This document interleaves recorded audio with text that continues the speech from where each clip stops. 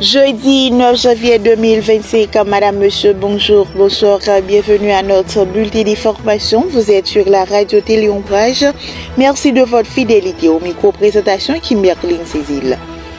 En collaboration avec la coalition des Haïtiens vivant en Haïti et à l'étranger, Jacques Patrice, directeur départemental nord de l'Office d'assurance des véhicules côtiers au AVCT, a inauguré le mardi 7 janvier 2025 un nouveau bureau à Lébé dans le département du Nord.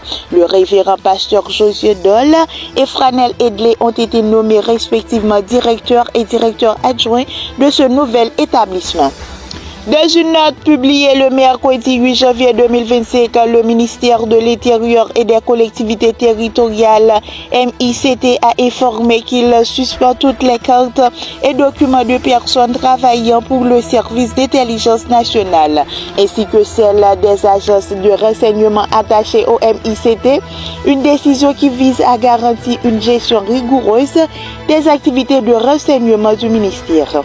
La coordonnatrice du bureau départemental de l'Ouest du ministère à la condition féminine et aux droits des femmes MCFDF, Ronique Paul-Jean, a effectué une visite aux femmes incarcérées au commissariat le mardi 7 janvier 2025.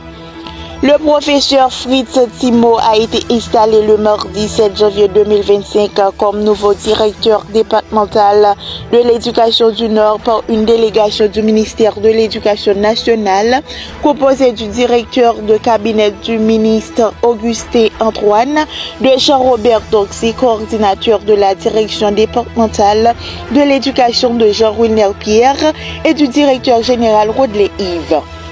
Avec un contrôle de plus de 80% des territoires de la capitale, les gangs armés ont intensifié leurs actions sur la population en 2024, faisant de plus en plus de victimes lors de leurs attaques.